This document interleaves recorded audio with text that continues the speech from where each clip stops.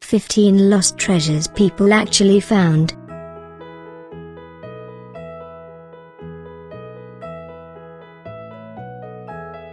The Buckingham hoard $1 million and rising. How would you like to find buried treasure to ring in Christmas and the New Year?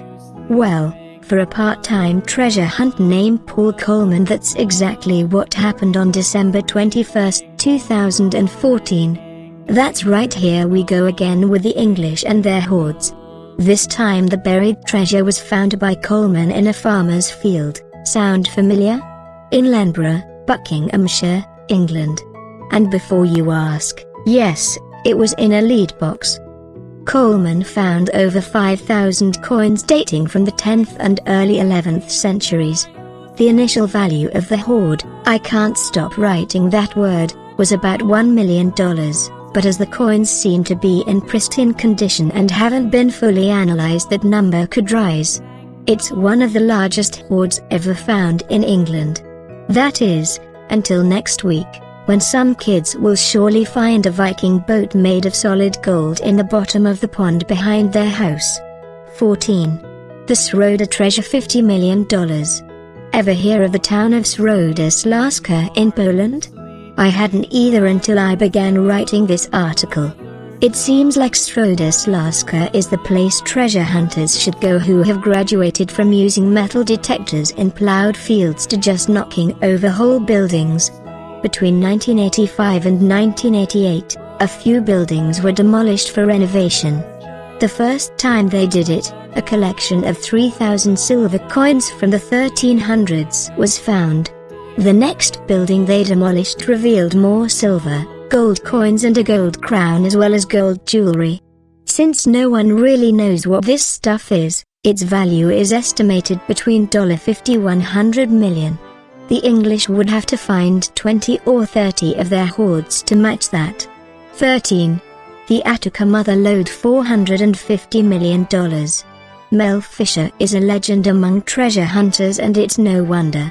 The Key West local located the sunken treasure of the Nuestra Señora de Attica and brought its loot to the surface for 17 years. His legal battle was also about that long, but he won it in the end. There's no wonder it took 17 years to scour the ocean floor for this ship's treasure, a treasure lost in 1622 off the Keys. It was packed with tons of gold and silver. Legend has it that the ship was so big it took 2 months to load, and the Spanish were so upset with its loss that they sent 5 more ships to recover it unsuccessfully. The treasure remained hidden until Fisher found it. 12. The Black Swan Project, $500 million. In typical treasure hunting style, this shipwreck is shrouded in mystery. The ship in question might be a Spanish ship sunk by the British in 1804. And then again, it might not. All that anybody really knows is that Odyssey Marine Exploration, a big-time, professional treasure hunting outfit, flew tons of silver from Gibraltar to America in 2007. Nobody really knows if it came from one ship or 2 or a dozen. What everybody does know is that, where there's $500 million to be had, there will also be lawyers. The Spanish government, for one, insisted the treasure was theirs. They won the case and all the treasure was flown back to Spain. 11. The Curedale treasures, $2.6 million. Ancient Viking treasures found in England actually seems to be a thing, as many of relative value have been found throughout the years. This particular lost treasure consists of a bunch of silver coins, ingots and even pieces of jewelry. In classic lost treasure fashion, it was found inside a lead box in 1840 when workmen dug into a river embankment they were shoring up and struck gold, well, silver. Its worth is estimated at $2.6 million, and much of it now resides in the British Museum. That's right, the workers gave it up after taking a coin or 2 each. I'm not sure I would have been so generous. I'm also not sure why this treasure isn't called a hoard, but more on that later. 10. The Bactrian gold $1 million, priceless. Gold has a strange fascination for people. It gets in their heads big time. A case in point is the Bactrian gold. This treasure was discovered by a Soviet-led archaeological team in 1979. The team was excavating an ancient burial mound in northern Afghanistan. What they found, hidden by nomads centuries before, was 21,000 pieces of gold in multiple chambers of the mound.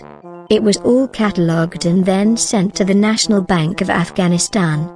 Then, throughout the Soviet-Afghan War, into the time of the Taliban and on through the first years of the new Afghan Republic, almost everyone wondered what had become of the gold, with multiple accusations that former KGB men, presidents, bank officers, Taliban rulers and even other foreign meddlers, that is the Americans, had stolen it, melted it down or just plain hidden it.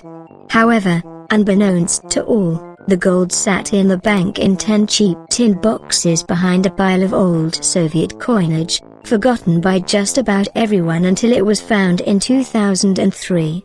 It was part of over $80 million in gold the bank had in its vaults. 9. The Hoxton hoard $3 million. Here's another buried treasure, back in England, land of lost treasures, although this time it wasn't necessarily all Viking loot. In 1992 a farmer lost his hammer in one of his fields. What he was doing with the hammer in the middle of a fields is another story, I guess. He asked his friend, the metal detector guy. Everyone knows someone who knows someone with a metal detector, to help search for it. Instead they found a wooden chest full of, you guessed it, silver and gold. They brought in experts and the whole field was turned up, revealing more old stuff, including Roman artifacts. It was all sold to the British Museum for slightly over $3 million sterling. Even a hammer. 8. The Staffordshire hoard over $3 million. The year was 2009. The place, Hammer each in Staffordshire, England. And the treasure? Viking gold, found by one Terry Herbert, who just happened to be checking out a newly turned over field with his metal detector. I told you everybody knows a guy with a metal detector. Terry had stumbled upon a huge collection of military and religious artifacts. Which, honestly, seems to happen every other week over in England. I mean seriously, I'm just about ready to buy a metal detector and hop the next flight over there. Anyway, the hoard, and don't you just love that term? It's straight out of The Hobbit, was worth about $3.3 million. Or just enough money to give every child in England a metal detector. 7. The Billitung shipwreck $80-90 million. Alright, it's time to get off the land and into the ocean, where the real treasure always seems to be. Our first sunken treasure comes from a wreck off of Indonesia that was discovered by local fishermen in less than 60 feet of water, which is pretty shallow for this kind of thing. It was determined that the Billitung, or Tang, treasure came from an Arabian trader that had sailed all the way to China and sunk off course on its return voyage. It sunk in the early 800s and was discovered in 1998. The ship had a crazily eclectic assortment of goods: Chinese vases and dishes, Iranian bowls, assorted Asian and Persian wares, and even one of the largest gold cups ever found. It's all owned by the Indonesian Tourism Board now. And no, it's not called a hoard, bummer. 6. The SS Central America shipwreck $150 million. This ship went down due to a hurricane in 1857 off the southeastern coast of the United States. It became known, infamously, as the Ship of Gold, as it was carrying over 15 tons, that's right, tons, of the stuff when it went down. There was so damn much gold on this ship it precipitated a financial panic when it sank, and, when it was found in 1987-88, it caused a monster legal battle between those who discovered it and the 39 insurance companies who had paid out on claims on the gold the previous century. The team that found it ended up getting over 90% of the haul, while the insurance companies saw very little. One gold ingot found in the wreckage, weighing almost 80 pounds, sold for $36 million. 5. The Antikythera shipwreck, $160 million. It was only a matter of time before we came across a lost treasure from the ancient world. In 1900, sponge divers off Crete discovered a wreck believed to be 2,000 years old.